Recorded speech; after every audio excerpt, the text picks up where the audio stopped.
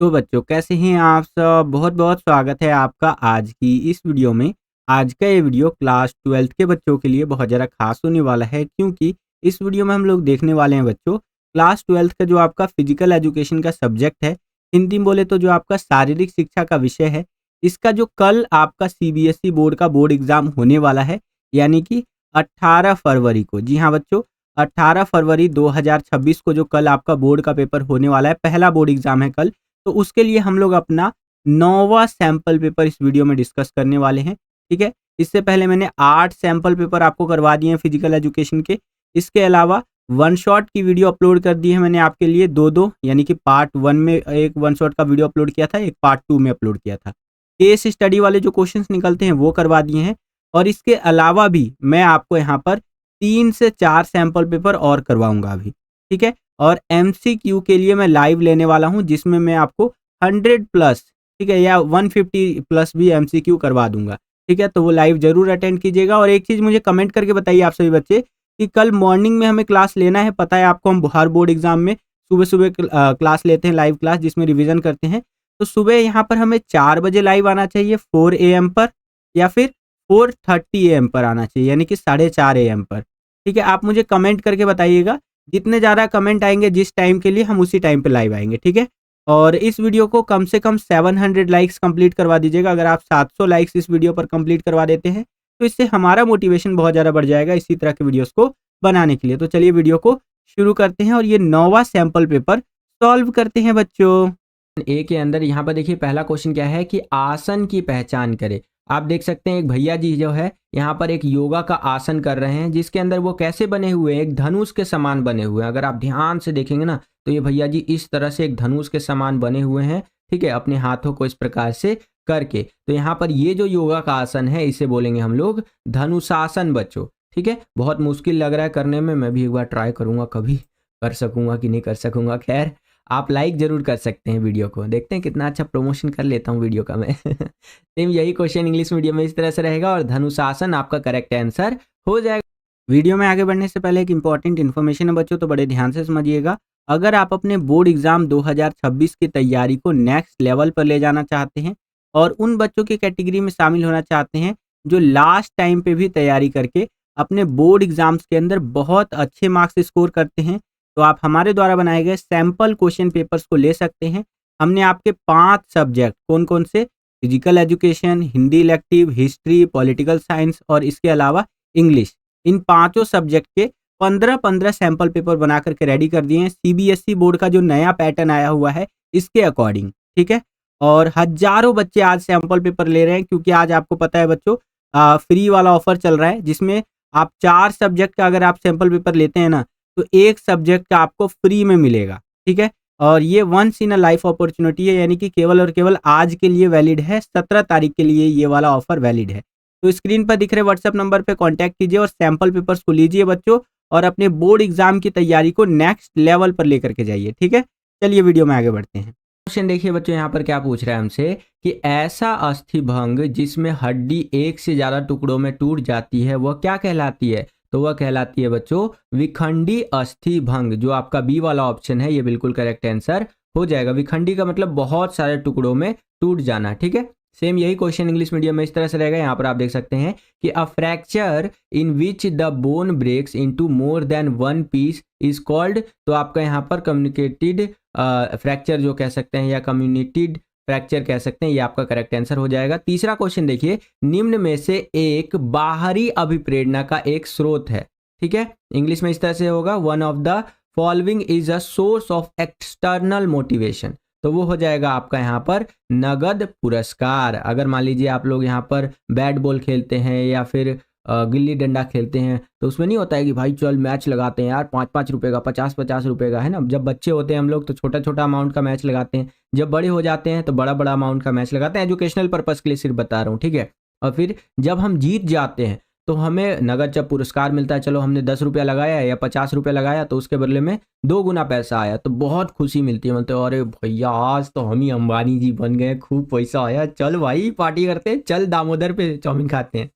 खैर, मैं हमारे यहाँ पे एक फेमस दुकान है दामोदर की, जहाँ पर लोग चाउमीन खाने जाते हैं। मैं भी कभी कभी खा लेता हूँ, ऐसे जोश जोश में निकल गया।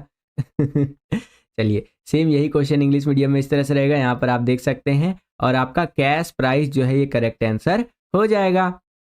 नेक्स्ट क्वेश्चन देखिए, निम्न में से एक वसा में घुलनशील विटामिन नहीं है। तो जो आपका विटामिन बी है बच्चों, वो जो है आपका वसा में घुलनशील विटामिन नहीं है बच्चों। ऑप्शन नंबर ए जो है ये करेक्ट आंसर हो जाएगा। सेम यही क्वेश्चन इंग्लिश मीडियम में इस तरह से रहेगा, और विटामिन बी जो है आपका करेक्ट आंसर यहाँ पर हो जाएगा। नेक्स्ट क्वेश्चन देखिए, यहाँ पर हमारा अभिकथन और कारण वाला है। अभिकथन क्या कह रहा है कि यह थकान के दौरान कार्य करने की क्षमता है, ठीक है जी। और कारण कह रहा है कि फार्टलेक प्रशिक्षण से सहन क्षमता बढ़ती है। तो यहाँ पर आपका ए वाला यानी क वाला विकल्प बिल्कुल सही हो जाएगा कि दोनों अ और ब यानी कि अभिकथन और कारण सही है, और जो यहाँ पर आपका कारण है अभिकथन की सही स्पष्टीकरण या सही व्याख्या करता है बच्चों, ठीक है। सेम यही क्वेश्चन इंग्लिश मीडियम में इस तरह से रहेगा, और ऑप्शन नंबर ए जो है आपका करेक्ट आंसर हो जाएगा। नेक्स्ट क्वेश्चन देखिए, दूसरा छठा क्वेश्चन क्या है, मैं दूसरा क्वेश्चन बोलने लग गया था। तो यहाँ पर क्वेश्चन है कि स्पीड प्ले का दूसरा नाम है। तो स्पीड प्ले को बच्चों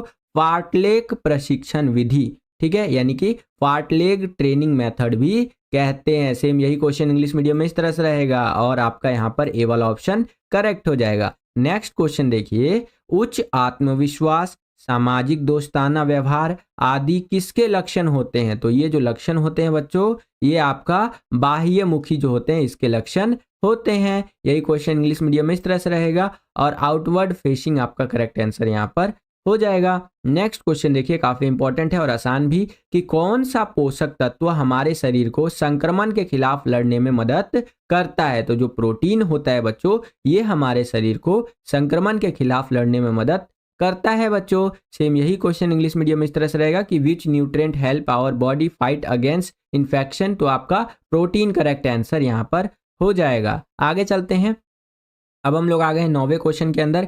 यहाँ पर देखिए मिलान करना है बेसिकली, तो चलिए मिलान कर देते हैं।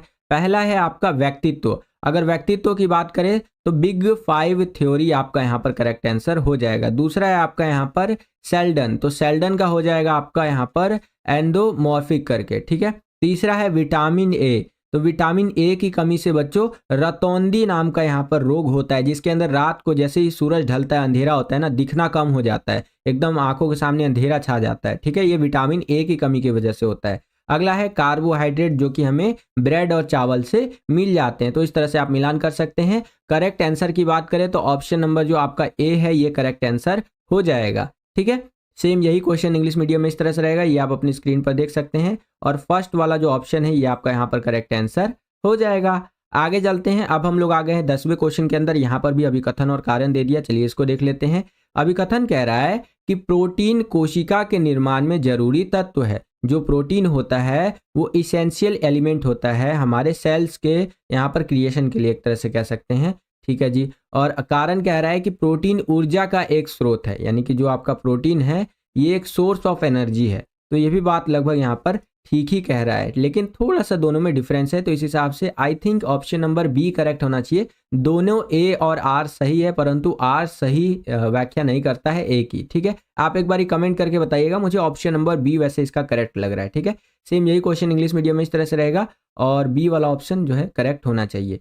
नेक्स्ट यहाँ पर देखिए 11वां क्वेश्चन क्या है कि विशेष ओलंपिक की अवधारणा निम्नलिखित में से किसके दिमाग की उपज है। तो जो विशेष ओलंपिक बोले तो स्पेशल ओलंपिक की अवधारणा है, ये पीबी कॉर्बेटिन की उपज है, इनके दिमाग की उपज है बच्चों, ठीक है।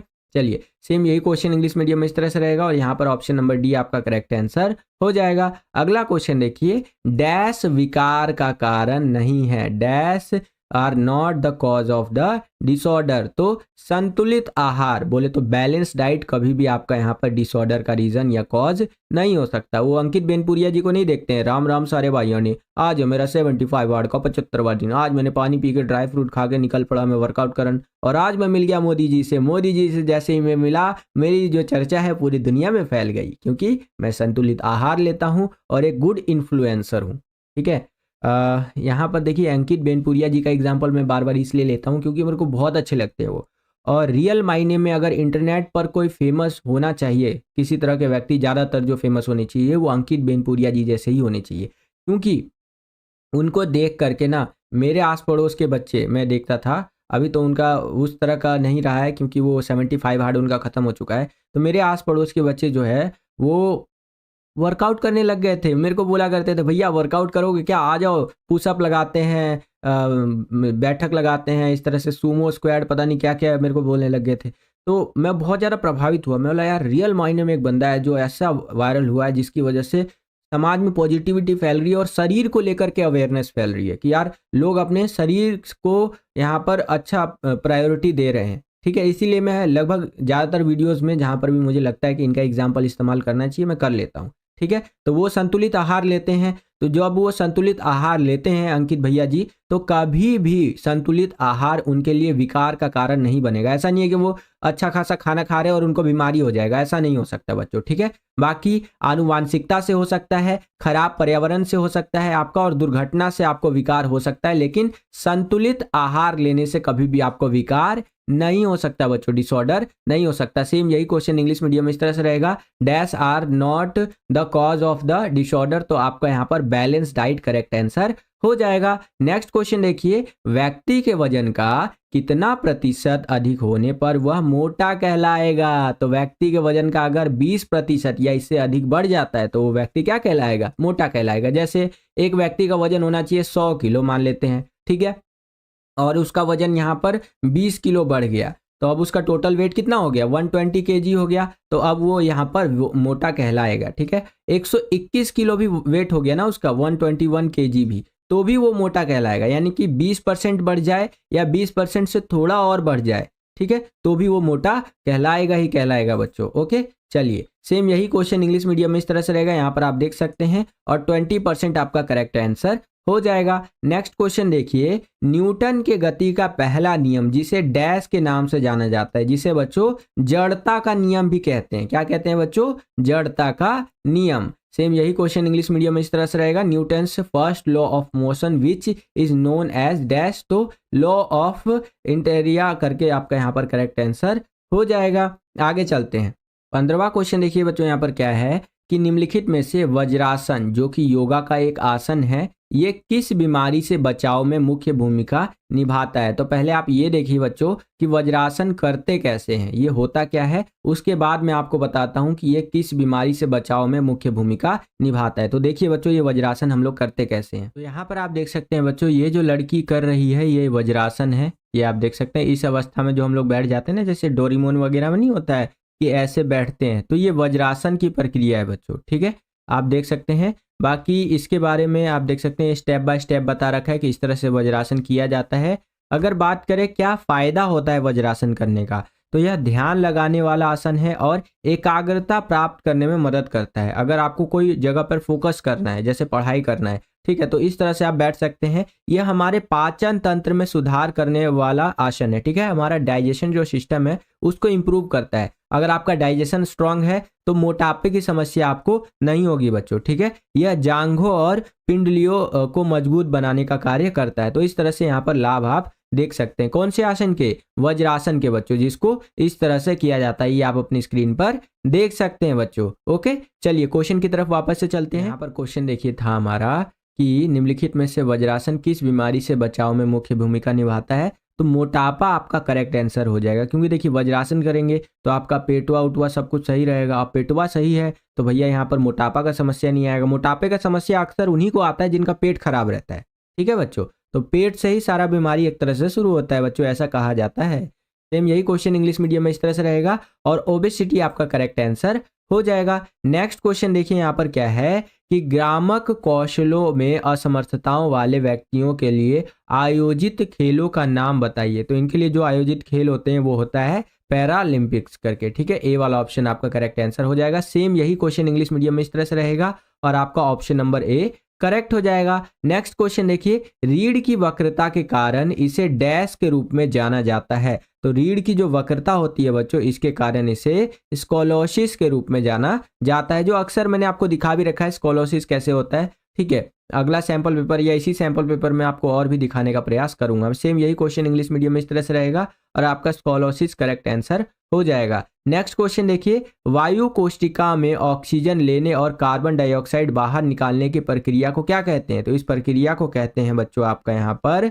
श्वसन। ठीक है, तो ये आपका करेक्ट आंसर हो जाएगा। सेम यही क्वेश्चन इंग्लिश मीडियम में इस तरह से रहेगा कि what is the process of taking oxygen into alveoli and exploring carbon dioxide called, जो कि रेस्पिरेशन आपका करेक्ट आंसर हो जाएगा बच्चों। तो अब हम लोग आ गए हैं सेक्शन बी के अंदर, जिसके अंदर हमसे वेरी शॉर्ट आंसर टाइप के क्वेश्चंस पूछे जाएंगे और इसका आंसर हमें देना है। तो चलिए देखते हैं कि करके क्वेश्चंस को। यहाँ पर पहला क्वेश्चन देखिए हमारा सेक्शन बी का और इस क्वेश्चन पेपर का 19वां क्वेश्चन कि योजना क्या है, योजना के 2 उद्देश्यों को लिखिए। काफी इंपॉर्टेंट है, ध्यान से देखिएगा बच्चों। देखिए योजना, कोई भी प्लानिंग जब आप करते हैं वो होता क्या है उसके बारे में आपको बताना है और इसका क्या उद्देश्य होता है, क्यों योजना बनाई जाती है। तो इसको बहुत अच्छे से आप समझ सकते हैं। जैसे विराट कोहली जी जो होते हैं वो जब ग्राउंड पे जाते हैं तो ग्राउंड पर जाने से पहले योजना बना लेते हैं अपने मन ही मन में कि भैया ऐसे शॉट मारूंगा तो छक्का जाएगा, ऐसे शॉट मारूंगा तो चौका जाएगा। ठीक है, ये जो बॉल फेंक रहा है, ये स्पिन बॉल फेंक रहा है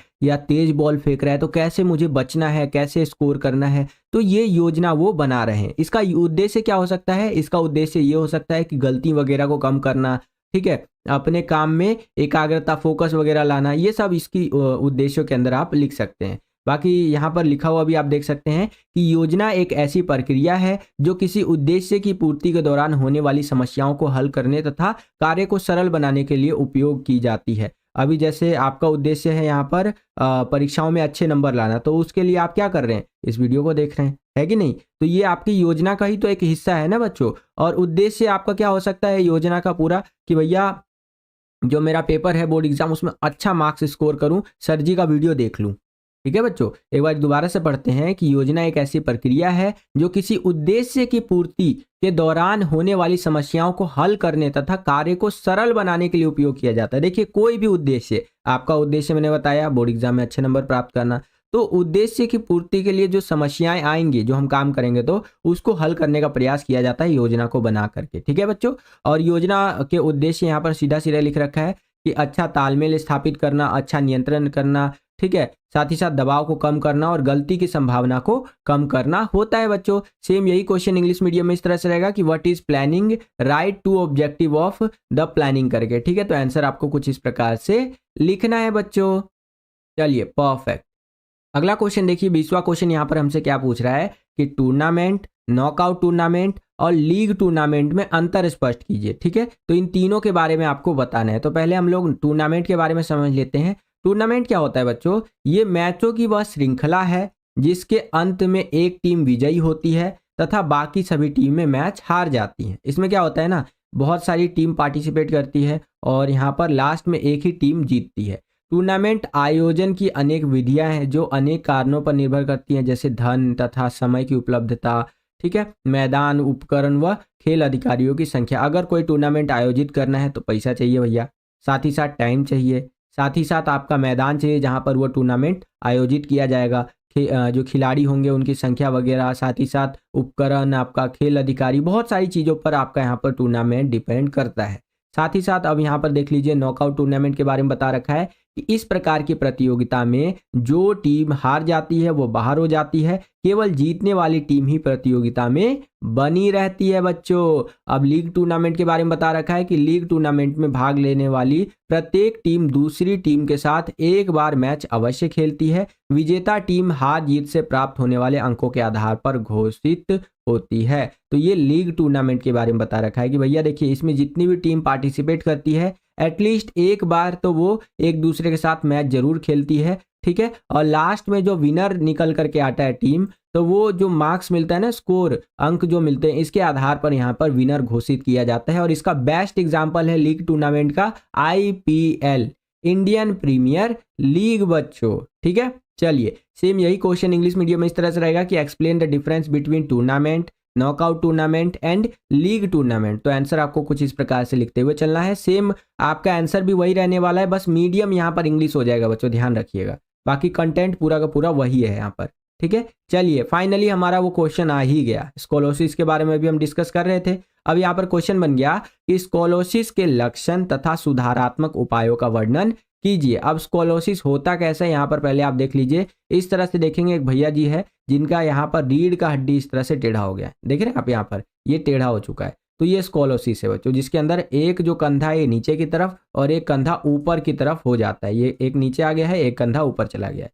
चलिए अब यहाँ पर समझते हैं थोड़ा इसके बारे में। इसके लक्षण बता रखा है बच्चों कि एक कंधा ऊपर तथा एक नीचे हो जाता है। स्कोलोसिस में क्या होता है मैंने आपको दिखाया, एक कंधा ऊपर हो गया, एक कंधा नीचे हो गया, एक कूल्हा ऊपर तथा एक नीचे हो जाता है। शरीर का वजन एक पैर पर ज्यादा और एक पैर पर कम हो जाता है। किसमें बच्चों? स्कोलोसिस के अंदर। ठीक है, शरीर सीधा ना होकर के एक और झुका हुआ प्रतीत होता है। ये देख रहे हैं, शरीर सीधा नहीं है इसका, एक और झुका हुआ है। ठीक है, इसके सुधारात्मक उपाय क्या लिख सकते हैं आप कि त्रिकोण आसन करना चाहिए, हमें लटकना चाहिए ज़्यादा से ज़्यादा ताकि शरीर जो है वो सीधा हो सके। तख्त यानी प्लैंक व्यायाम करना चाहिए। व्यायाम ये वाला जो होता है ना बहुत ज़्यादा फेमस है, मैंने भी बहुत बार किया है। खास करके लॉकडाउन जब लगा था कोरोना वायरस वाला, तो उस टाइम पे तो बहुत किया था मैंने। इसमें क्या होता है ना, अपने दोनों हाथ को इस तरह से रखिए आप और पैर को इस तरह से रखिए, और ये प्लैंक वाला एक्सरसाइज आप कर सकते हैं, गूगल करके भी देख सकते हैं प्लैंक करते कैसे हैं। बहुत अच्छा लगता है, माइंड में काफ़ी आपका रिलैक्स महसूस होगा आपको। और आगे देखिए बता रखा है कि ऐसे व्यायाम करने चाहिए जिसमें नीचे वाला कंधा ऊपर जाए और ऊपर वाला कंधा नीचे की ओर आए, जिससे कि स्कोलोसिस को सुधार किया जा सके। ठीक है, तो इस तरह से इस क्वेश्चन का आंसर आप लिख सकते हैं। सेम यही क्वेश्चन इंग्लिश मीडियम में इस तरह से रहेगा कि describe the symptoms and corrective measures of scoliosis. ठीक है, तो आंसर आपको इस प्रकार से लिखते हुए चलना है बच्चों, ये आप अपनी स्क्रीन पर देख सकते हैं। चलिए परफेक्ट। ओके, तो अब हम लोग आ गए हैं 22वें क्वेश्चन के अंदर। यहाँ पर देखिए क्वेश्चन क्या है कि घर्षण से क्या अभिप्राय है। ठीक है, what is mean by friction. घर्षण आप सभी को पता ही होगा। जैसे यहाँ पर गाड़ी का एग्जांपल लेता हूँ मैं। ये एक गाड़ी है जो मैंने बनाई है, BMW X1555, पता नहीं कौन सी गाड़ी है, मॉडल नंबर नहीं पता मुझे, लेकिन ये गाड़ी 10 करोड़ की तो होगी कम से कम। ठीक है, और ये चल रही है रोड पे। अब आप बोलेंगे सर जी गाड़ी रोड पे ही चलता है ना, चांद पे थोड़ी ना चलेगा। जोक्स अपार्ट, और मेरी ड्राइंग को जज मत करना, मैं ड्राइंग का टीचर अभी के लिए नहीं हूँ यहाँ पर। अभी के लिए मैं आपका फिजिकल एजुकेशन का टीचर हूँ। ठीक है, तो ड्राइंग मेरी बहुत ख़राब है, ये मान के चलो, मान के मत चलो, मेरी ड्राइंग बहुत ही ख़राब है भाई, जज मत करना। ठीक है, देखिए एक गाड़ी जब रोड के ऊपर चलती है तो इसके जो टायर होते हैं इसका घर्षण होता है। किससे होता है भैया? यहाँ से रोड से होता है। ठीक है, टायर घिसते हैं, इसलिए आप देखते होंगे कि जब हमारी गाड़ियाँ या साइकिल या बाइक बहुत ज़्यादा रोड पर चल जाता है तो उसका टायर पूरी तरह से घिस जाता है। तब ब्रेक लगाते हैं ना हम लोग, तो ब्रेक लगता नहीं है, टायर और आगे की ओर फिसलता है। तो जब दो वस्तुओं के बीच में घर्षण होगा तो यहाँ पर आपका ग्रिप भी बनता है। जब घर्षण कम होता है तो ग्रिप भी यहाँ पर बनना बंद हो जाता है। एक और एग्जांपल लीजिए, जैसे हमारा बल्ला होता है, बैट होता है ना हमारा, तो बैट में आप देखते होंगे कि उसका जो यहाँ पर हत्था होता है, हत्था मतलब हम लोग देसी लैंग्वेज में इधर हत्था बोलते हैं, जो यहाँ पर उसका आगे का पकड़ने वाला हिस्सा होता है लकड़ी, तो उसके अंदर ना ग्रिप बनाने के लिए ना इस तरह से बेल्ट टाइप का कुछ रबर टाइप का लगाया जाता है ताकि ग्रिप बनाया जा सके। हमारे हाथों और उस बल्ले के उस पकड़ने वाले लकड़ी के बीच में गैप वो हो, मतलब फ्रिक्शन हो एक तरह का। ठीक है, ताकि पिछले ना हो। तो जब भी फ्रिक्शन आता है बच्चों, घर्षण आता है, तो इससे ग्रिप अच्छा खासा बनता है। और ये दुनिया के बहुत सारी चीज़ों में इस्तेमाल किया जाता है, घर्षण, फ्रिक्शन। इसमें इसका एक माइनस पॉइंट क्या रहता है बच्चों कि इससे ऊष्मा यानी गर्मी निकलती है, और दूसरी नंबर बात कि जो चीज़ में फ्रिक्शन होगा वो चीज़ घिसता चला जाएगा। ठीक है, ये इसका एक माइनस पॉइंट है। लेकिन भैया कोई चीज़ अच्छा होता है तो कोई चीज़ की उसकी कमियां भी होती है कि नहीं? हर एक चीज़ खाली अच्छा ही अच्छा हो ऐसा भी तो नहीं हो सकता ना। चलिए घर्षण के बारे में समझते हैं। घर्षण वह बल है जो तब पैदा होता है जब दो वस्तुओं की सतह आपस में संपर्क में आते हैं। जैसे कि मैंने आपको बताया, ये गाड़ी और ये जो रोड है, इन दोनों, ये दोनों संपर्क में आ रहे हैं, इसका टायर और ये रोड, और उनके बीच या तो सापेक्ष गति हो रही हो या होने का प्रयास हो रहा हो। घर्षण बल हमेशा क्रिया की विपरीत दिशाओं में कार्य करता है। ठीक है, तो इस तरह से आप घर्षण बल के बारे में लिख सकते हैं। सेम यही क्वेश्चन इंग्लिश मीडियम में इस तरह से रहेगा, और आंसर आपको इस प्रकार से लिखते हुए चलना है बच्चों।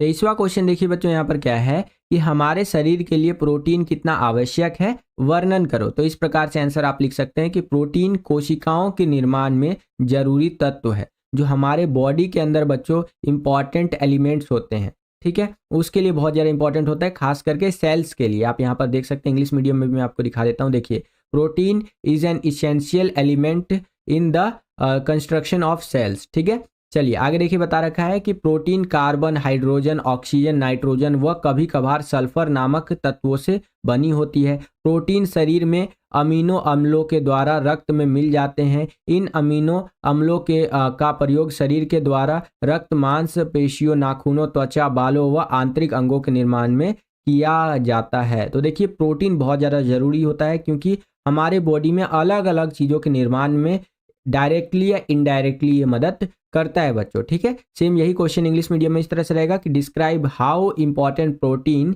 इज फॉर आवर बॉडी, और आंसर आपको इस प्रकार से लिखना है बच्चों। इसी क्वेश्चन में एक अथवा दे दिया है, एक चॉइस दे दिया है कि अगर आपको ऊपर वाला क्वेश्चन नहीं आता है तो नीचे वाला क्वेश्चन कर सकते हैं कि उच्च रक्तचाप को परिभाषित कीजिए। इंग्लिश मीडियम में रहेगा डिफाइन हाई ब्लड प्रेशर। आपने ये तो देखा ही होगा कि आपके आसपास बहुत सारे ऐसे अंकल आंटी या भैया होंगे, ठीक है, आजकल तो जवानी में भी हाई ब्लड प्रेशर का प्रॉब्लम हो जाता है। ठीक है, जिसके अंदर क्या होता है ना, हमारे शरीर के अंदर का जो ब्लड होता है ना वो बहुत तेजी से फ्लो करने लगता है। अब आप बोलेंगे सर जी बहुत तेजी से, मैंने तो ऐसा भी सुना है सर कि हमारे शरीर के अंदर खून जो है एक जगह से दूसरी जगह जाता आता रहता है, तो ये तेजी से और कमी से क्या होता है, इसको थोड़ा सा समझिए। देखिए बच्चों, भगवान ने ना हमारे शरीर के अंदर जो ब्लड प्रेशर है, ठीक है, यानी कि खून कितनी तेजी से दौड़ेगा हमारे शरीर के अंदर जो नस है उसके अंदर, उसका एक तरह से आपका कह लीजिए स्पीड लिमिट सेट कर रखा है। ठीक है, जो कि आपका होना चाहिए 120 से 80 mm करके। ठीक है, ये होना चाहिए। अगर व्यक्ति का इससे ऊपर जाता है तो हाई ब्लड प्रेशर हो गया, इससे नीचे आता है तो लो ब्लड प्रेशर हो गया। ठीक है, इससे ऊपर भी नहीं जाना चाहिए तो भी दिक्कत है, इससे नीचे भी नहीं आना चाहिए तो भी दिक्कत है। तो यहाँ पर आपका एक पैमाना है 120 से लेकर के 80 mm, ये सेट होना चाहिए बच्चों। ठीक है, चलिए अब लिखा हुआ जो है इसको देख लेते हैं। यह एक ऐसी स्वास्थ्य समस्या बन गई है जो पूरे विश्व को प्रभावित कर रही है। वैसे तो आयु के साथ साथ रक्तचाप में वृद्धि होती है, जैसे जैसे उम्र बढ़ती है ब्लड प्रेशर भी बढ़ता है, परंतु अब नव युवक टीनेजर्स के अंदर, गबरू जवान लौंडों के अंदर भी ये समस्या आने लग गई है। ठीक है, किसी वयस्क व्यक्ति का सामान्य रक्त दबाव जो होता है वो 120 से 80 mmHg माना जाता है। जब किसी व्यक्ति का रक्त दबाव यानी कि ब्लड प्रेशर जो है वो 140-90 mmHg ऊपर हो जाता है तो उसे उच्च रक्त दबाव कहते हैं। यानी कि 120 और 80 mmHg से ऊपर चला गया तो हाई ब्लड प्रेशर, इससे नीचे आ गया तो लो ब्लड प्रेशर। ठीक है बच्चों, चलिए सेम यही क्वेश्चन इंग्लिश मीडियम में इस तरह से रहेगा कि डिफाइन हाई ब्लड प्रेशर। तो हाई ब्लड प्रेशर तब होता है जब 140-90 mmHg हो गया भैया, तो हाई ब्लड प्रेशर एक तरह से। और ये जो है 120-80 mmHg अगर ये है किसी व्यक्ति का, ये तो नॉर्मल, इससे ऊपर गया तो हाई, इससे नीचे आया तो लो ब्लड प्रेशर। ठीक है बच्चों, तो इस तरह से आंसर आप लिख सकते हैं। सेक्शन सी के अंदर, जिसको हिंदी में आप खंड सी भी बोलते हैं, इसके अंदर हमसे शॉर्ट आंसर टाइप के क्वेश्चंस बोले तो लघु उत्तरीय प्रकार के जो प्रश्न होते हैं वो पूछे जाएंगे और उसका आंसर हमें देना है बच्चों। तो चलिए देखते हैं कि करके क्वेश्चंस को। यहाँ पर पहला क्वेश्चन देखिए सेक्शन सी का, और इस क्वेश्चन पेपर का 24वां क्वेश्चन क्या पूछ रहा है हमसे कि धनुषाकार टांगे, जिसको इंग्लिश में आप बॉल एग्स भी बोलते हैं, इसके लक्षण, कारण और सुधारात्मक उपाय लिखिए। ठीक है, यहाँ पर आप देख सकते हैं ये जो स्थिति होती है बच्चों, ये होता है आपका धनुषाकार टांगों वाली स्थिति, जिसको इंग्लिश में आप बॉल एग्स बोलते हैं। आप देख रहे हैं ये जो टांग है एकदम धनुष के आकार का मुड़ गया है बिल्कुल। ठीक है, तो ये किस कारण से होता है, इसका क्या लक्षण हमें देखने को मिलता है और क्या इसका सुधारात्मक उपाय होता है, वो आपको बताना है। तो सबसे पहले हम लोग इसके लक्षण को समझते हैं, इंग्लिश में जिसे आप सिम्टम्स भी बोलते हैं। तो दोनों घुटनों के बीच की दूरी जरूरत से ज़्यादा बढ़ जाती है। चित्र में आप देख भी पा रहे हैं कि दोनों घुटनों के बीच की जो दूरी है वो जरूरत से ज़्यादा ही बढ़ गई है। ठीक है बच्चों, तो ये आपका धनुषाकार टांगों यानी बॉल एग्स का सिम्टम है, लक्षण है। ठीक है, खड़े होने की स्थिति में, चलने की स्थिति में तथा दौड़ने की स्थिति में घुटने बाहर की ओर घूम जाते हैं और टांगों की आकृति धनुषाकार हो जाती है। एक धनुष जो होता है ना हमारा, वैसा हमारा टांगों की स्थिति हो जाती है। तो ये हमारा धनुषाकार टांगों के लक्षण है बच्चों। अब ये किस कारण से हो सकता है, किसी व्यक्ति को हड्डियों तथा मांसपेशियों का अगर कमजोर होना, यानी कि अगर किसी व्यक्ति का हड्डी, मांसपेशियां जो है, मसल्स वगैरह कमजोर है तो हो सकता है गलत तरीके से चल रहे हैं अगर, ठीक है, अगर हम इधर उधर पैर करके चलते हैं, या कई व्यक्ति देखा है मैंने जो ऐसे करके चलते हैं, तो उनको भी यह स्थिति फेस करनी पड़ सकती है। अगर कोई व्यक्ति मोटा है, जरूरत से ज़्यादा वजन है उसका, तो भी धनुषाकार टांगे हो सकती हैं। और बालक को समय से पहले खड़ा करवाना या अथवा चलवाना, ठीक है, इस कारण से भी हो सकता है भैया। बहुत सारे ऐसे पेरेंट्स हैं जो बालक को क्या करते हैं, अरे हमारा बेटा चलेगा, चलो ढिकचिक ढिकचिक इसको खड़ा करवाते हैं, है कि नहीं, चलवाते हैं और समय से पहले ही उसको खड़ा करवा देते हैं, जिस कारण से ये स्थिति पैदा हो जाती है बच्चों। अब यहाँ पर देखिए बच्चों, सुधारात्मक उपाय बता रखा है कि अगर किसी व्यक्ति को या बच्चे को ये धनुषाकार टांगों वाला विकार समस्या हो गया है तो वो कैसे इसको सुधार सकता है। ठीक है, तो आंसर इस तरह से बता रखा है कि घुटनों की मालिश करके, अगर किसी व्यक्ति को या बच्चे को ये समस्या हो गया है तो उसके घुटनों की अगर मालिश की जाए अच्छी तरीके से तो इस चीज़ को सुधारा जा सकता है। साथ ही साथ घुटनों के आसपास की जो मांसपेशियां हैं उनकी शक्ति को बढ़ाने वाले व्यायाम एक्सरसाइज वगैरह हम करते हैं तो हम इस चीज़ को सुधार सकते हैं, ठीक है। जिसमें आपका लेग एक्सटेंशन हो गया, आपका गरुड़ आसन करना हो गया, अर्ध मतेंद्रासन करना हो गया, ये सब योगा के आसन अगर हम करते हैं तो इस चीज़ को सुधारा जा सकता है बच्चों। सेम यही क्वेश्चन इंग्लिश मीडियम में इस तरह से रहेगा कि right the symptoms causes and corrective measures of बो लेग्स। तो आंसर आपको कुछ इस प्रकार से लिखना है, ये आप अपनी स्क्रीन पर देख सकते हैं बच्चों। चलिए परफेक्ट, देखिए यहाँ पर सिम्टम्स बता रखा है, ये आप देख सकते हैं। फिर कॉज देख सकते हैं, जैसे कि मैंने आपको बताया अगर किसी का बोन्स और मसल्स वीक है तो हो सकता है गलत तरीके से चलने से, यानी कि वॉकिंग द रॉन्ग वे, अगर गलत तरीके से आप चलते हैं तो भी ये समस्या हो सकता है। ओबेसिटी के कारण भी हो सकता है, ठीक है। अगर हम बच्चे को समय से पहले बिफोर द टाइम उसको चलाने का कोशिश करते हैं तो भी हो सकता है। करेक्टिव मेजर्स के अंदर आप लिख सकते हैं कि अगर हम अच्छे से मसाज करें घुटनों का, नीज का, तो हो सकता है। और भी चीज़ें आप यहाँ पर देख सकते हैं करेक्टिव मेजर्स के अंदर। वीडियो अगर आपको पसंद आ रहा है बच्चों और इसी तरह की वीडियोस आप देखना चाहते हैं तो इस वीडियो को ज़्यादा से ज़्यादा लाइक कीजिएगा बच्चों। जितना ज़्यादा वीडियो को आप लाइक करते हैं उतना ज़्यादा हमारा मोटिवेशन बढ़ता है। और एक इम्पॉर्टेंट अपडेट है आप सभी बच्चों के लिए, उस अपडेटवा को बिल्कुल ध्यान से देखिए और समझिए, क्योंकि अगर आपने इस अपडेट को अपना लिया ना, जो मैं आपको बताने जा रहा हूँ, तो डेफिनेटली आपका फिजिकल एजुकेशन का बोर्ड एग्जाम बहुत अच्छा जाने वाला है बच्चों। तो अपडेट देखिए वीडियो में, अगर आप यहाँ पर आ गए हैं यानी कि यहाँ तक आपने वीडियो देख लिया है, इसका मतलब आप अपने एग्जाम्स को लेकर के सीरियस है। आप नॉर्मल बच्चों की कैटेगरी से आगे निकलना चाहते हैं और उन बच्चों की कैटेगरी में शामिल होना चाहते हैं जो अपने एग्जाम्स में बहुत अच्छे मार्क्स स्कोर करते हैं। आप अपनी क्लास में भी देखते होंगे कि चुनिंदा ऐसे बच्चे होते हैं, 2 से 4 ही ऐसे बच्चे होते हैं जो टॉपर होते हैं, ठीक है। और वो टॉपर ऐसे होते हैं कि क्लास में तो खूब खेलेंगे आपके साथ, मौज मस्ती करेंगे, लेकिन घर जा कर के वो सीक्रेट पढ़ाई करते हैं। तो एक तो उनका सेल्फ स्टडी होता है, दूसरा कुछ स्टडी मटेरियल्स होते हैं जिससे वो पढ़ाई करते हैं, ठीक है। और उन्हीं स्टडी मटेरियल्स में से एक है बच्चों सैंपल क्वेश्चन पेपर्स, ठीक है। आप यूँ सोचिए कि एक बच्चा है जिसने पहली बार जा कर के अपना प्री बोर्ड एग्जाम दिया है, पहले बार उसने पेपर देखा है कि भैया पेपर ऐसा होता है। और एक टॉपर बच्चा है जो कि पहले ही उस तरह के 15 सैंपल पेपर सॉल्व कर चुका है और उसके बाद जा कर के वो पेपर देता है। उसके बाद जा कर के वो पेपर देगा ना, तो ईज़िली वो यहाँ पर 90% तक स्कोर करेगा या 95 प्लस भी स्कोर कर लेगा, कोई बड़ी बात नहीं है। क्योंकि उसने पहले ही 15 सैंपल पेपर वैसे सॉल्व कर रखे हैं। तो आप भी उन टॉपर्स की कैटेगरी में आइए जो पहले से ही 15 सैंपल पेपर सॉल्व करके बैठे हो, तो हर तरह के क्वेश्चंस का जवाब आप यहाँ पर लिख सकेंगे अपने पेपर के अंदर, ठीक है। तो यहाँ पर आप सैंपल पेपर्स को ले सकते हैं। स्क्रीन पर दिख रहे व्हाट्सएप नंबर पे कांटेक्ट करके 50% के डिस्काउंटेड ऑफर के साथ, ठीक है। और ये डिस्काउंट ऑफर कभी भी खत्म हो सकता है, तो आज ही इन सैंपल पेपर्स को लीजिए और अपने प्री बोर्ड एग्जाम और खास करके बोर्ड एग्जाम की तैयारी को और बेहतर बनाइए बच्चों, ठीक है। चलिए वीडियो में आगे बढ़ते हैं।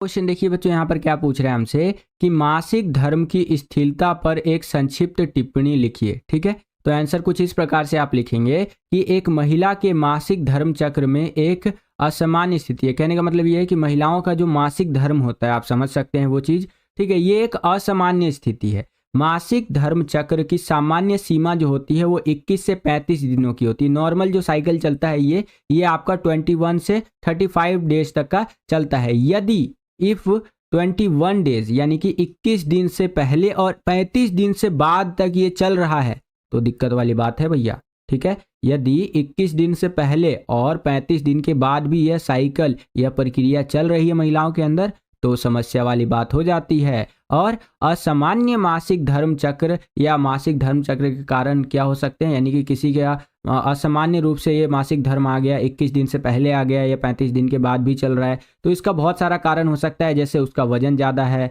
ठीक है, तनाव ज़्यादा ले रही है महिलाएं, या फिर आहार संबंधित विकार हो सकता है, कोई बीमारी हो, पहले उनको व्यायाम वगैरह अगर वो ना कर रही हो, ठीक है, यात्रा ज़्यादा कर रही हो, या फिर चिकित्साएं जटिलताएं हो सकती है। तो इस तरह से इस क्वेश्चन का आंसर आप लिख सकते हैं। इंपॉर्टेंट है बच्चों, ध्यान रखिएगा। सेम यही क्वेश्चन इंग्लिश मीडियम में इस तरह से रहेगा, यहाँ पर आप देख सकते हैं। और आंसर आपको कुछ इस प्रकार से लिखते हुए चलना है बच्चों।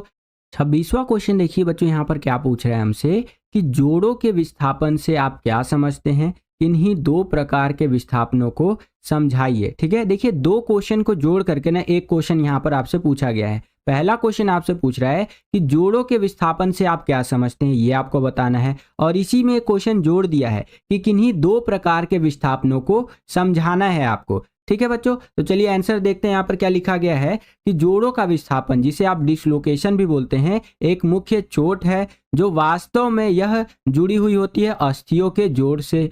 ठीक है, सतहों का विस्थापन ये आपका जोड़ों का विस्थापन होता है बच्चों। यहाँ पर आप एग्जाम्पल के लिए एक चित्र भी देख पा रहे होंगे। एक भैया जी का बॉडी वूडी सिक्स पैक उस पैक दिखा रखा है, लेकिन अफसोस की बात यह है कि इनका अगर आप दोनों कंधा देखेंगे तो दोनों कंधों में आपको जो है कुछ कमी देखने को मिलेगा। कमी क्या देखने को मिलेगा? पहला वाला कंधा तो बिल्कुल परफेक्ट है, दूसरा वाला कंधा अगर आप देखेंगे ये विस्थापित हो चुका है बच्चों। विस्थापित मतलब कि डिसलोकेट हो चुका है। ठीक है, इसको आप ऐसे भी समझ सकते हैं। मैं आपको एक चित्र बना करके बताता हूँ। जैसे जो हमारी हड्डियां होती है ना बच्चों, वो बहुत जगह से उसमें जॉइंट्स होते हैं। ठीक है, हमारी हड्डियों में आप देखेंगे बहुत जगह जॉइंट होते हैं। जैसे आप अपनी हाथ की उंगलियां देखिए, अभी एक हाथ से फोन पकड़िए और एक हाथ से आप अपनी जो हाथ की उंगलियां हैं बच्चों उनको देखिए। ठीक है, इस तरह से जो भगवान ने हमारी उंगलियां बना रखी है ना, इसमें अगर आप देखेंगे तो इसी में बहुत तरह का जॉइंट होता है। एक एक उंगली में जो जॉइंट देखने को मिलेगा। जैसे ये एक उंगली है ना, तो इसके बीच में जॉइंट मिलेगा, जिससे कि हम इसको इजीली क्या कर सके, मूव कर सके। ठीक है, इस तरह से।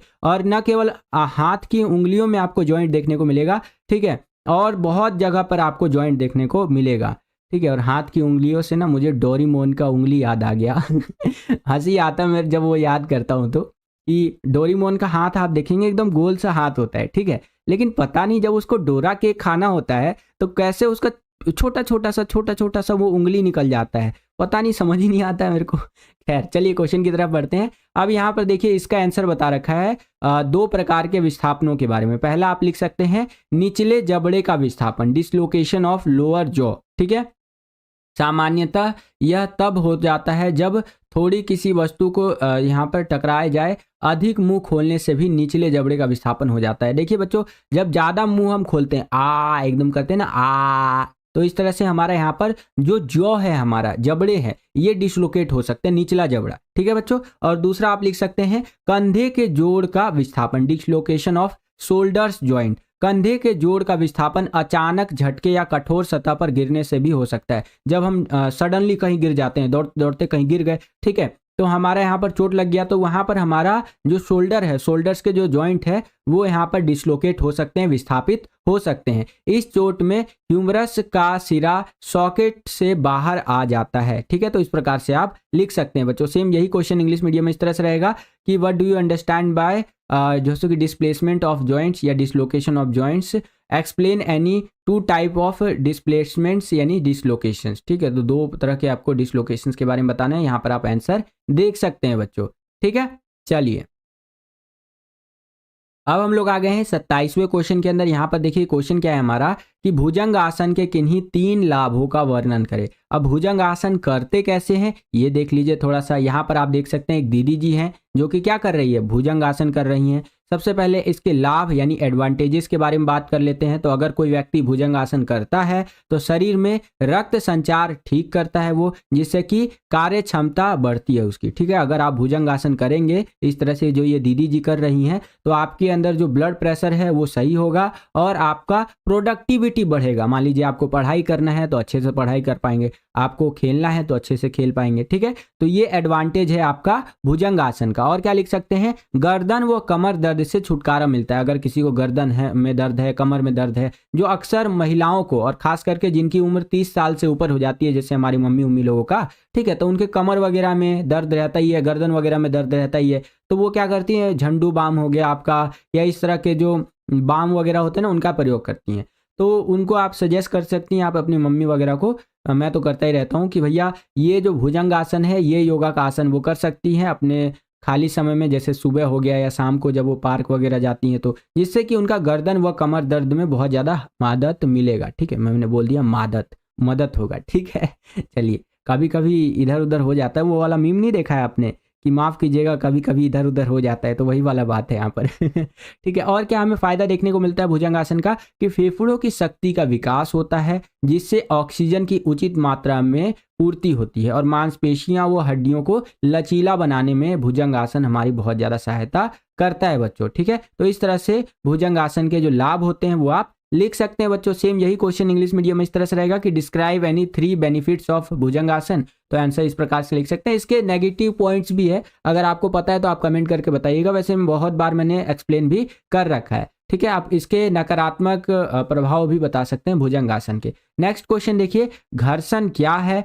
खेलों में विभिन्न प्रकार के घर्षणों की व्याख्या कीजिए। तो आंसर आप इस प्रकार से लिखेंगे कि दो सतहों के बीच संपर्क से उत्पन्न गति में प्रतिरोध घर्षण कहलाता है। घर्षण फ्रिक्शन दो प्रकार के होते हैं। अब घर्षण क्या होता है, बहुत एकदम सिंपल सा एग्जांपल आपको मैं देता हूं।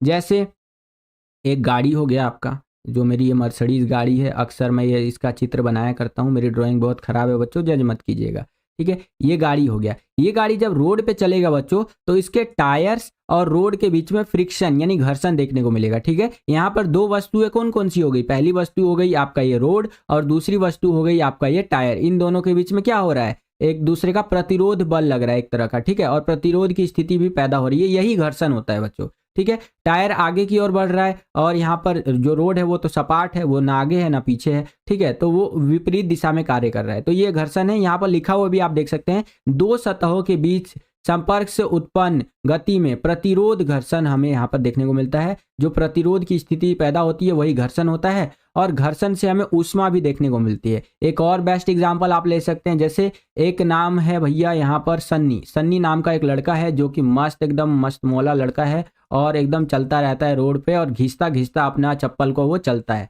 ठीक है। तो वो जो चल रहा है उसके पैर में जो जूता है या चप्पल है वो, और उसका जिस रोड पर चल रहा है, उन दोनों के बीच में क्या हो रहा है? घर्षण हो रहा है बच्चों, ठीक है। तो ये एक एग्जाम्पल आप समझ सकते हैं। अब घर्षण देखिए दो प्रकार के हैं, यहाँ पर आपको बता रखे हैं। स्थिर घर्षण जिसे इंग्लिश में स्टैटिक फ्रिक्शन बोलते हैं, और दूसरा होता है गतिशील घर्षण जिसे डायनेमिक फ्रिक्शन बोलते हैं बच्चों। पहले स्थिर घर्षण के बारे में समझ लीजिए। जब एक वस्तु दूसरी वस्तु की सतह पर बढ़ना शुरू करती है लेकिन वास्तविक गति अभी प्रारंभ ना हुई हो, इसे स्थिर घर्षण कहा जाता है। उदाहरण के लिए दौड़ने की प्रारंभिक स्थिति, जब हम दौड़ने वाले होते हैं, ठीक है, और दौड़ने से पहले नहीं एक पैर पीछे कर लेते हैं, बिल्कुल रेडी की स्थिति में आ जाते हैं, तो उसी के बारे में यहाँ पर एक तरह से बता रखा है। अगला है गतिशील घर्षण जिसे इंग्लिश में आप डायनेमिक फ्रिक्शन बोलते हैं। इसमें क्या होता है? जब एक वस्तु दूसरी वस्तु की सतह पर वास्तविक रूप से चलना शुरू कर देती है तो उसे गतिशील घर्षण कहते हैं। उदाहरण के लिए गेंद लुढ़क कर रुक जाने तक जो घर्षण बल लगा वह गतिशील घर्षण बल कहलाएगा, ठीक है। तो इस तरह से आंसर आप लिख सकते हैं बच्चों। सेम यही क्वेश्चन इंग्लिश मीडियम में इस तरह से रहेगा, what is friction, explain different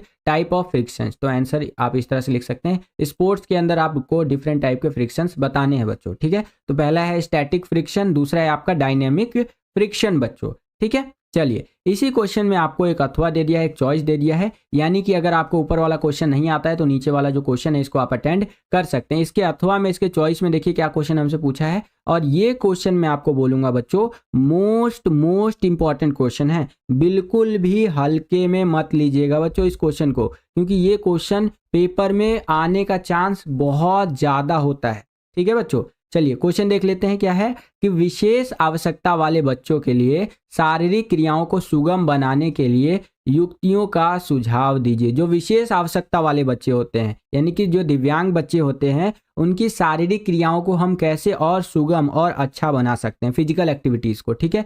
यही क्वेश्चन अगर घुमा करके पूछेगा तो इस तरह से पूछ सकता है कि विशेष जरूरत वाले बच्चों के लिए शारीरिक क्रियाओं का निर्धारण करने की रणनीतियों की व्याख्या कीजिए, ठीक है। तो इसका आंसर आपको इस प्रकार से लिखना है। दोनों ही क्वेश्चन का आंसर एक ही होगा, मैं आपको दिखा देता हूं। इस तरह से लिखेंगे आप कि विशेष आवश्यकता वाले बच्चों के लिए शारीरिक क्रियाओं को सुगम बनाने की युक्तियां निम्नलिखित है, जो कि इस प्रकार से। पहला, डॉक्टर की जांच करवाना बहुत ज्यादा जरूरी होता है जो दिव्यांग बच्चे होते हैं उनके लिए, जब हम उनको कोई फिजिकल एक्टिविटी सौंप रहे हैं उससे पहले। तो यहाँ पर देखिए बताया गया है कि शारीरिक क्रियाओं में भाग लेने से पूर्व दिव्यांग की सारी जांच करवानी चाहिए। उससे उनकी शारीरिक क्षमता में हमें पता चलेगा कि क्या इनके अंदर क्षमता है, क्या ये कर सकते हैं, क्या ये नहीं कर सकते हैं, ठीक है। क्या चीजें इनसे करवाई जा सकती है और क्या चीजें नहीं करवाई जा सकती। इसीलिए डॉक्टर की जांच करवाना बहुत ज्यादा जरूरी होता है फिजिकली डिसेबल्ड बच्चे को कोई एक्टिविटी देने से पहले। दूसरा है पूर्व अनुभव। अगर बच्चे ने पहले कोई काम कर रखा है, कोई खेल खेल रखा है या कोई एक्टिविटी कर रखा है, तो उसी के अकॉर्डिंग बच्चे को नया काम दिया जाना चाहिए। यहाँ पर आप पढ़ भी सकते हैं बच्चों। तीसरा है आपका रुचि, उनका इंटरेस्ट किसके अंदर है। ठीक है बच्चों, जब शारीरिक क्रियाओं का निर्धारण किया जाए तो दिव्यांग की रुचि का विशेष ध्यान रखना चाहिए ताकि वह इंसान क्रियाओं में पूर्ण रूप से भाग ले सके। बच्चों जो भी उनका इंटरेस्ट है उसी के अकॉर्डिंग काम देना चाहिए। अगर मान लीजिए कि अभी आपका इंटरेस्ट है पॉलिटिकल साइंस पढ़ने में और मैं आपको हिंदी पढ़वा दूं, ठीक है, बोलूं कि नहीं तू जबरदस्ती हिंदी पढ़ेगा तो पढ़ेगा, तो आप बोलेंगे नहीं मैं नहीं पढ़ूंगा हिंदी क्योंकि मेरा पॉलिटिकल पढ़ने का इंटरेस्ट है कि नहीं। अभी आप फिजिकल एजुकेशन पढ़ रहे हैं क्योंकि आपका फिजिकल एजुकेशन का पेपर आने वाला है 12 मार्च 2024 को, और सडनली इसी वीडियो के अंदर मैं इंग्लिश के पेपर का क्लिप ऐड कर दूं तो आप देखेंगे? नहीं देखेंगे, स्किप करके चले जाएंगे क्योंकि इंटरेस्ट अभी आपका वो जो है फिजिकल एजुकेशन के ऊपर है कि नहीं बच्चों। तो जो शारीरिक क्रियाएं जो कि दिव्यांग बच्चों को दी जाती है उनके इंटरेस्ट के अकॉर्डिंग, उनकी रुचि के अकॉर्डिंग ही देना चाहिए उनको, ठीक है, ताकि वो अच्छे से वो कर सके वो काम, ठीक है। सेम यही क्वेश्चन इंग्लिश मीडियम में इस तरह से रहेगा, suggest tips for facilitating physically activity for children with special needs, ठीक है। और यही क्वेश्चन घुमा करके आपका इस तरह से पूछेगा, आंसर आपको इस तरह से लिखते हुए चलना है कि उनका मेडिकल एग्जामिनेशन करना चाहिए और उनका पहले का एक्सपीरियंस जो होता है वो देखना चाहिए, उनका इंटरेस्ट किसके अंदर है वो चीज़ चेक करना चाहिए, ठीक है बच्चों। तो इस तरह से आंसर आप लिख सकते हैं। अब हम लोग आ गए सेक्शन डी के अंदर। सेक्शन डी में पहला क्वेश्चन आपका कुछ इस तरह से दिया गया है, यहाँ पर देख लेते हैं इसको, कि योग शिक्षिका गीतिका अपने घर में परिवार के साथ नियमित रूप से योग क्रिया करती हैं, ठीक है। योगा की एक टीचर है, योगा की एक ट्रेनर टीचर कह लीजिए, गीतिका नाम की है वो, और अपने घर के अंदर अपने परिवार के साथ नियमित रूप से वो योगा करती हैं। यह उसके पारिवारिक स्वास्थ्य को बेहतर बनाने में मदद करता है। एक दिन शीतल गीतिका की सहेली बेटी को लेकर के गीतिका के घर आई, ठीक है जी। शीतल की बेटी 14 साल की है और अस्थमा से पीड़ित है। शीतल की बेटी कितने साल की है? 14 साल की है और किससे पीड़ित है? अस्थमा, एक बीमारी होता है, इससे पीड़ित है। गीतिका ने उसे अस्थमा को नियंत्रित करने के लिए नियमित रूप से आसन करने की सलाह दी। अब देखिए यहाँ पर क्वेश्चन बनता है आपका, पहला क्वेश्चन है कि गीतिका किस आसन की सलाह दे सकती है। तो अगर अस्थमा की समस्या है तो उसे बोला जा सकता है कि भुजंगासन कर लो भैया, या फिर धनुषासन कर लो, ठीक है। तो ये आपका करेक्ट आंसर हो जाएगा। नेक्स्ट क्वेश्चन, अस्थमा एक आधुनिक जीवन शैली की बीमारी है। कौन सा कार्बनिक तंत्र अस्थमा से संबंधित है? तो जो हमारा श्वसन प्रणाली होता है ना, सांस लेने वाला, जो हम सांस लेते हैं ना, ये जो हम सांस ले रहे हैं, ठीक है, तो ये अस्थमा से संबंधित है क्योंकि हमारे जो फेफड़े होते हैं ना, फेफड़े पे ही असर पड़ता है जब अस्थमा होता है। तो अगर किसी व्यक्ति को अस्थमा है तो वो ढंग से सांस ही नहीं ले सकता है भैया,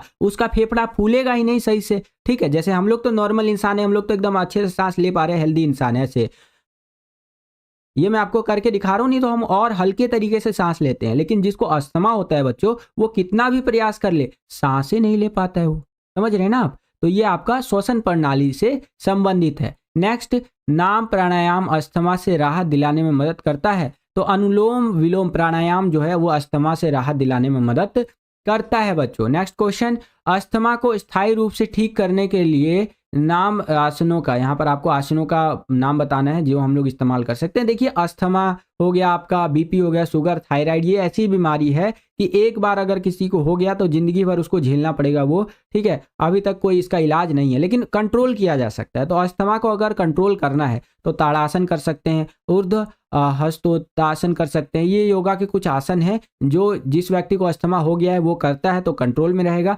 अगर जिसको अस्थमा नहीं है वो करता है तो उसके लिए बहुत ज़्यादा बेनिफिशियल रहेगा, अस्थमा होने का चांस कहीं ना कहीं कम कर सकता है बच्चों। ओके, सेम यही आपका इंग्लिश मीडियम में इस तरह से रहेगा। यहाँ पर आप देख सकते हैं, वीडियो को पॉज करके रीड भी कर सकते हैं। इसके बेसिस पे देखिए पहला क्वेश्चन था हमारा, विच पोस्चर कैन गीतिका रिकमेंड। तो भैया यहाँ भुजंगासन और धनुषासन रिकमेंड कर सकती है। इसी तरह से अगला क्वेश्चन यहाँ पर आप देख सकते हैं, रेस्पिरेटरी सिस्टम आपका यहाँ पर करेक्ट आंसर हो जाएगा। बाकी के क्वेश्चन आप देखते हुए चल सकते हैं, आंसर भी यहाँ पर आप देख सकते हैं बच्चों।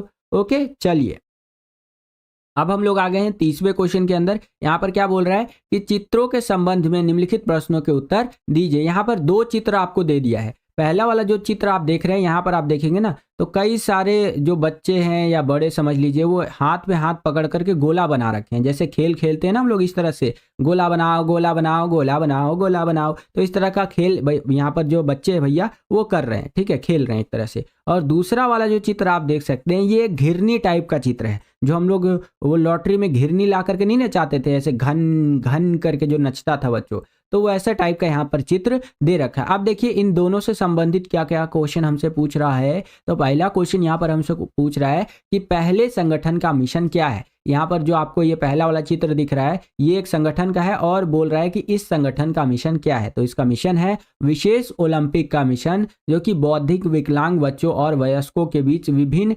प्रकार के ओलंपिक जो प्रकार के खेल होते हैं उनमें साल भर के खेल प्रशिक्षण और एथलेटिक प्रतियोगिता प्रदान करना है, जिससे उन्हें शारीरिक फिटनेस विकसित करने, साहस का प्रदर्शन करने, आनंद का अनुभव करने और घटनाओं में भाग लेने के निरंतर अवसर मिलते रहे। ठीक है, तो इस प्रकार से आंसर आप लिख सकते हैं। नेक्स्ट देखिए को क्वेश्चनवा का पूछ रहा है हमसे। मैंने क्या बोला? को क्वेश्चनवा फिर से वही वाला मीम याद दिलाता हूं आपको, वो थोड़ा इधर उधर हो जाता है, माफ कर दीजिएगा। क्वेश्चन देखते हैं। क्वेश्चन है कि पहले संगठन का आदर्श वाक्य क्या है। तो आंसर इस तरह से होगा, पहले संगठन का आदर्श वाक्य ये है बच्चों कि मुझे जीतने दे, लेकिन अगर मैं जीत नहीं सकता तो मुझे इस प्रयास में बहादुर से काम लेने दो। कितना अच्छा आदर्श वाक्य है कि भैया या तो मेरे को तू जीतने दे, अगर मैं जीत नहीं सकता ना तो मुझे बहादुरी से प्रयास तो करने दे, बहादुरी से काम तो लेने दे, है कि नहीं। तो इस तरह से आंसर आप लिख सकते हैं। अगला क्वेश्चन देखिए, 1965 तक 1965 तक दूसरी तस्वीर के खेलों को डैश के रूप में जाना जाता था। तो 1965 तक जो सेकंड आपका इमेज है, मैं आपको दिखा भी देता हूं, ये वाला जो इमेज है, तो इसके जो खेल होते थे बच्चों, इसे हम लोग जानते थे बधिर अंतर्राष्ट्रीय मूक खेलों के रूप में। ठीक है, अगला क्वेश्चन देखिए, दूसरा पिक्चर गेम प्रत्येक 4 वर्ष के बाद आयोजित किया जाता है। ठीक है, तो ये 4 वर्ष आपका करेक्ट आंसर हो जाएगा। यही इंग्लिश मीडियम में आप देखते चलिए क्वेश्चंस को और आंसर भी देखते हुए आप यहाँ पर चल सकते हैं बच्चों। और वीडियो अगर आपको पसंद आ रहा है तो अपने दोस्तों में शेयर किया कीजिए, ज़्यादा से ज़्यादा बच्चों को फायदा मिल सके, क्योंकि देखिए अगर आप अपने दोस्त को शेयर करेंगे, उनको फायदा मिलेगा तो वो आपको धन्यवाद देंगे, है कि नहीं। और बड़े बुजुर्ग कह के गए हैं कि आशीर्वाद ब्लेसिंग्स लो दूसरों की, किसी की भी हाय मत लो, है कि नहीं। तो ब्लेसिंग लो यार, अगर आपने दूसरों को भेजा उसको फायदा मिला और जाहिर सी बात है वो बोलेगा थैंक यू यार, तूने मेरे को भेजा था यार, बहुत बहुत धन्यवाद, ऐसी वीडियोस मेरे को भेजा कर, है कि नहीं। चलिए, तो यहाँ पर 31वां क्वेश्चन देखिए बच्चों, इस तरह से है कि गंगा स्कूल की टीमों ने बास्केटबॉल क्लस्टर टूर्नामेंट के लिए अभ्यास शुरू कर दिया है। एक दिन स्कूल सचिव ने खेल के मैदान में जाकर अभ्यास सत्र देखा। ठीक है जी, उन्हें लगा कि खिलाड़ी क्या है, कमजोर है। कोच ने चर्चा के बाद उन्होंने खिलाड़ियों की ज़रूरतों को ठीक करने के लिए डाइटिशियन की व्यवस्था की। डाइटिशियन एक ऐसा व्यक्ति होता है जो आपका पूरा खाने पीने का ध्यान रखता है, आपको बताता है टाइम टू टाइम पे कि क्या आपको खाना चाहिए क्या नहीं खाना चाहिए। जैसे एलोन मस्क हो गए हमारे, मोदी जी हो गए हमारे, अरविंद केजरीवाल जी हो गए, राहुल गांधी जी हो गए, ठीक है, सल्लू भाई हो गए हमारे, और शाहरुख खान भैया हो गए। ठीक है, तो ये सब जो बड़े बड़े लोग हैं इन सब के साथ जो है डाइटिशियन रहता है। अब डाइटिशियन क्या काम करता है, टाइम टू टाइम पे इनको याद दिलाते रहता है कि सर ये मत खाइए, ये खाइए, ये वाला मिठाई मत खाइए, ये वाला मिठाई खाइए। अच्छा जी सर, आपको ये वाला पकौड़ा पसंद है ना, ये पकौड़ा मत खाइए, इसमें ऑयल ज़्यादा होगा। आप एक काम कीजिए, यही पकौड़ा मैं आपके लिए दोबारा से बनवा देता हूँ, बस इसमें तेल बदल दूंगा, मैं इसमें अच्छा क्वालिटी का तेल डालूंगा, ये वाला खा लीजिएगा सर, है कि नहीं। तो डाइटिशियन का काम होता है फूड वगैरह सजेस्ट करना, टाइम टू टाइम पे बताना, और उसके अकॉर्डिंग एक्सरसाइज वगैरह भी बता सकता है कि हाँ आप ये एक्सरसाइज कीजिए, ये खाना खाइए। ठीक है, चलिए अब यहाँ पर पहला क्वेश्चन देखिए क्या पूछ रहा है हमसे कि कमजोर खिलाड़ियों के लिए किस प्रकार के पोषक तत्वों की सलाह दी जाती है। तो जो खिलाड़ी कमजोर होते हैं बच्चों, उनको यहाँ पर प्रोटीन से भरा हुआ खाने की सलाह दी जाती है। ठीक है, ऐसा भोजन करिए जिसके अंदर प्रोटीन प्रचुर मात्रा में हो, जिसके कारण आपका शरीर बहुत अच्छा हो सके। ठीक है, चलिए अगला क्वेश्चन है, अधिक ऊर्जा के लिए डैश, तो डैश की जगह पे आ जाएगा कार्बोहाइड्रेट पोषक तत्व। ठीक है, ये पोषक तत्व का नाम है, इसकी सिफारिश की जाती है। अगर किसी को ज़्यादा एनर्जी की ज़रूरत है तो उसको कार्बोहाइड्रेट पोषक तत्व लेना चाहिए बच्चों। ठीक है, नेक्स्ट विटामिन को डैश भी कहते हैं, तो निवारक और रोगों से लड़ने वाले पोषक तत्वों के रूप में भी विटामिन को देखा जाता है। अगर किसी के शरीर में विटामिन की प्रचुर मात्रा है तो उसका बॉडी जो है हर तरह के रोग से लड़ने में सक्षम हो सकता है। ठीक है, तो विटामिन जो होते हैं बच्चों उनको निवारक और रोगों से लड़ने वाला पोषक तत्व भी कहते हैं। नेक्स्ट क्वेश्चन देखिए, विटामिन 8 जो है पानी में घुलनशील डैश का एक समूह है जो सेलुलर चयापचय के लिए महत्वपूर्ण है। तो वो है भैया विटामिन, आपका यहाँ पर करेक्ट आंसर हो जाएगा, विटामिन बी होगा आई थिंक। ठीक है, नेक्स्ट यही आपका इंग्लिश मीडियम में इस तरह से है। और आप यहाँ पर देखिए इससे रिलेटेड पहला क्वेश्चन है कि what type of nutrients are recommended for weak players. तो भैया प्रोटीन रिकमेंड किया जाता है कि भैया प्रोटीन वाला खाना खाइए, है कि नहीं। आगे के क्वेश्चन आप यहाँ पर देख सकते हैं और आंसर भी यहाँ पर आप देख सकते हैं बच्चों। तो अब हम लोग आ गए हैं सेक्शन ई के अंदर, जिसके अंदर हमसे यहाँ पर लॉन्ग आंसर टाइप के जो क्वेश्चंस होते हैं वो पूछे जाएंगे और उसका आंसर हमें देना है बच्चों, ठीक है। तो चलिए देखते हैं क्या करके क्वेश्चंस को। यहाँ पर देखिए 32वां क्वेश्चन क्या है कि लचक को निर्धारित करने वाले शरीर क्रियात्मक कारणों के बारे में लिखिए। तो आंसर आप इस प्रकार से लिखेंगे कि मांसपेशीय शक्ति यानी कि मसल स्ट्रेंथ बहुत ज़्यादा इंपॉर्टेंट है। मांसपेशियों में शक्ति का एक न्यूनतम स्तर होना आवश्यक है, विशेषकर गुरुत्व तथा बाहरी बल के विरुद्ध में, ठीक है। दूसरा आप लिख सकते हैं जोड़ों की बनावट यानी जॉइंट स्ट्रक्चर भी डिपेंड करता है फ्लेक्सिबिलिटी को लेकर के, कि मानव शरीर में कई प्रकार के जोड़ होते हैं। कुछ जोड़ों में मूलभूत रूप से अन्य जोड़ों की अपेक्षा अधिक प्रकार की गति करने की क्षमता होती है। उदाहरण के लिए कंधे के बाल एक सॉकेट जोड़ की घुटने के जोड़ की अपेक्षा गति की सीमा कहीं अधिक होती है। तो इस तरह से लिख सकते हैं। अगला है आंतरिक वातावरण यानी कि इंटरनल एनवायरनमेंट। किसी खिलाड़ी का आंतरिक वातावरण भी खिलाड़ी की लचक को निर्धारित करता है। उदाहरण के लिए 10 मिनट तक गर्म पानी में रहने से शरीर के तापमान तथा लचक में वृद्धि होती है तथा 10 डिग्री तापमान में बाहर रहने से कमी होती है। तो इस प्रकार से आंसर आप लिख सकते हैं। कुछ और चीजें भी आप लिख सकते हैं जैसे कि चोट हो गया, इंजरी हो गया यानी कि, और आयु तथा लिंग ये भी मैटर करता है बच्चों। ओके, सेम यही क्वेश्चन इंग्लिश मीडियम में इस तरह से रहेगा, यहाँ पर आप देख सकते हैं और आंसर आपको इस प्रकार से लिखते हुए चलना है। चलिए परफेक्ट। अब हम लोग आ गए हैं 33वें क्वेश्चन के अंदर। यहाँ पर देखिए क्या क्वेश्चन है हमारा कि गैर पोषक तत्वों से आप क्या समझते हैं, वह किन्हीं दो गैर पोषक तत्वों का महत्व बताइए। तो आंसर इस प्रकार से लिखेंगे गैर पोषक तत्व हमारे आहार के वे तत्व जिनमें हमें किसी भी प्रकार का पोषण नहीं मिलता, आहार के अपोषक तत्व कहलाते हैं, किंतु ये तत्व हमारे पाचन के लिए लाभदायक भी होते हैं। देखिए गैर पोषक तत्व क्या होता है, हम जो भी खाना वाना खाते हैं डेली बेसिस पे उसमें हमें बहुत तरह का ऐसा खाना है जिसमें पोषक तत्व मिलता है, बहुत तरह की ऐसी चीज़ें भी हम खा लेते हैं डेली बेसिस पे जिसमें हमें पोषक तत्व नहीं मिलता लेकिन हमारे डाइजेशन के लिए बहुत ज़्यादा इंपॉर्टेंट होता है और अन्य चीज़ों के लिए भी वो इंपॉर्टेंट होता है। अब देखिए गैर पोषक तत्वों की बात करें तो आप फाइबर के बारे में लिख सकते हैं। फाइबर क्या होता है, फाइबर मल त्यागने में सहायक होता है। वो जो सुबह सुबह जाते हैं कई लोग है ना और एकदम बैठ जाते हैं और एकदम जोर लगाते हैं, हाँ हाँ निकल जा, ठीक है, और नहीं निकलता है, तो उनके शरीर में यहाँ पर फाइबर की कमी होती है।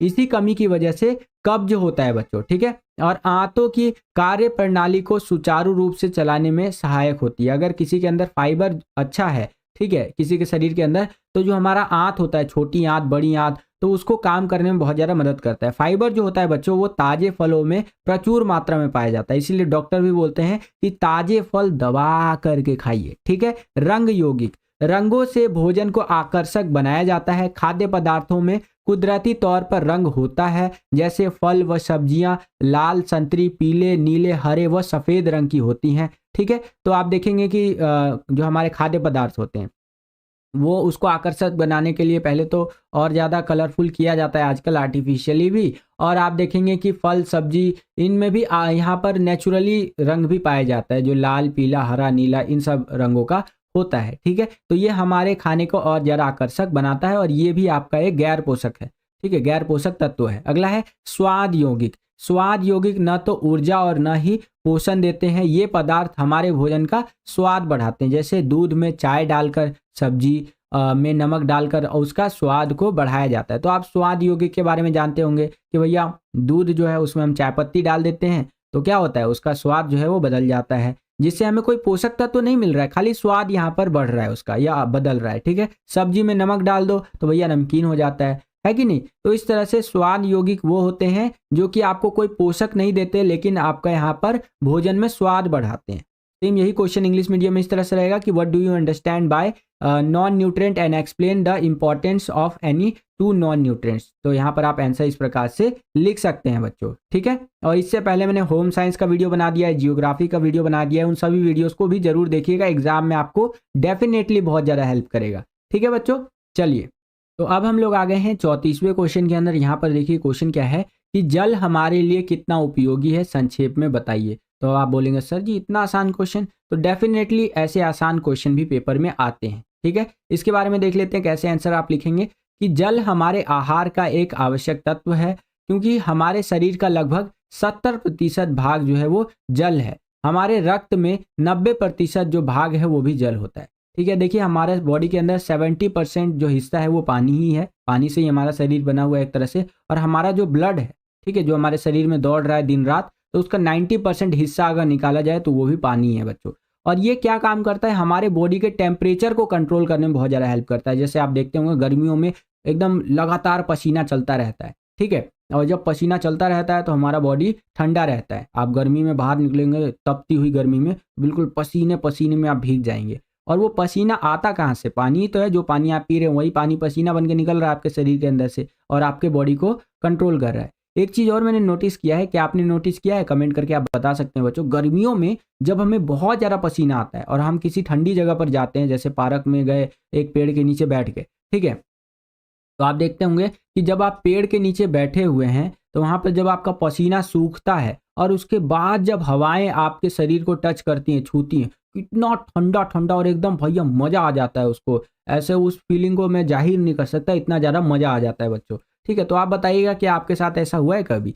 आगे देखिए बताया गया है यहाँ पर कि हम जो शरीर के भार है, मतलब हमारा शरीर का भार जो है उसका 2% भाग जल के रूप में खो देते हैं। इसकी कमी को हम जल पी करके पूरा करते हैं। जल कोशिकाओं को नर्म तथा लचीला बनाए रखता है। शरीर की विभिन्न आंतरिक क्रियाएं तरल माध्यम में ही होती हैं, इसीलिए जल को मैक्रो पोषक तत्वों की श्रेणी में रखा जाता है। एक व्यक्ति को प्रतिदिन 4 से 5 लीटर जल जरूर पीना चाहिए। एक व्यक्ति जो एक हेल्दी व्यक्ति है और डेली बेसिस पे अच्छा खासा वर्कआउट करता है, उसको 4 से 5 लीटर पानी जरूर पीना चाहिए। तो इस तरह से आप लिख सकते हैं, बना बना करके भी चीज़ें आप यहाँ पर लिख सकते हैं। इंग्लिश मीडियम में देख सकते हैं, इस तरह से क्वेश्चन है आपका कि how useful is water for us, explain in brief करते के। तो आपका एक्सप्लेनेशन कुछ इस तरह से रहेगा, ये आप अपनी स्क्रीन पर देख सकते हैं। इसी क्वेश्चन में आपको एक अथवा दे दिया, ऊपर वाला क्वेश्चन अगर आपको नहीं आता है तो नीचे वाला क्वेश्चन आप कर सकते हैं कि मधुमेह से बचने के लिए आसनों की व्याख्या कीजिए। जो डायबिटीज होता है उससे बचने के लिए हम लोग कौन कौन से आसन यहाँ पर कर सकते हैं। तो यहाँ पर आप भुजंग आसन कर सकते हैं, पवन मुक्तासन, अर्ध मतेंद्रासन, पश्चिमोत्तासन,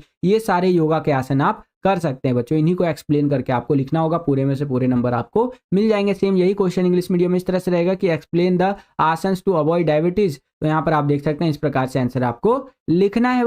तो बस बच्चों यही था आज का वीडियो। आशा करता हूँ आपको ये वीडियो पसंद आया होगा। अगर आपको ये वीडियो पसंद आया तो कर दीजिए ज़्यादा से ज़्यादा लाइक। जितना ज़्यादा वीडियो को आप लाइक करेंगे उतना ज़्यादा हमारा मोटिवेशन बढ़ता है इसी तरह की वीडियोस को बनाने के लिए। चैनल पर अगर आप नए आ गए हैं, विद्यालय स्टडी पॉइंट को अभी तक आपने सब्सक्राइब नहीं किया है तो सब्सक्राइब कर लीजिए। इसी तरह की वीडियोस हम आपके लिए लेकर के आते रहते हैं, क्योंकि अभी तो कल आपका पहला बोर्ड एग्जाम होना है, उसके बाद आपके और भी बोर्ड एग्जाम्स है, जैसे जियोग्राफी का, पेंटिंग का, लीगल स्टडीज़ का, इंग्लिश, हिंदी, ठीक है, पॉलिटिकल साइंस, हिस्ट्री, सब के लिए वीडियोस आने वाली है। तो हमारा और आपका साथ अभी लंबा चलने वाला है। तो सब्सक्राइब करने के बाद बगल में आपको बेल का आइकन देखने को मिलेगा, उसको प्रेस करके ऑल पे क्लिक कर दीजिएगा, जिससे कि जो भी हम नया वीडियो अपलोड करें उसका नोटिफिकेशन सबसे पहले आपके फ़ोन पर आ जाया करे और आपकी जो तैयारी है एग्जाम्स के लिए वो और भी बेहतर से बेहतर तरीके से हो सके। इस वीडियो के लिए इतना ही, मिलता हूँ आपसे अगली और एक्साइटिंग वीडियो में। तब तक के लिए खुश रहिए, खुश रखिए सभी को। जय हिंद, वंदे मातरम।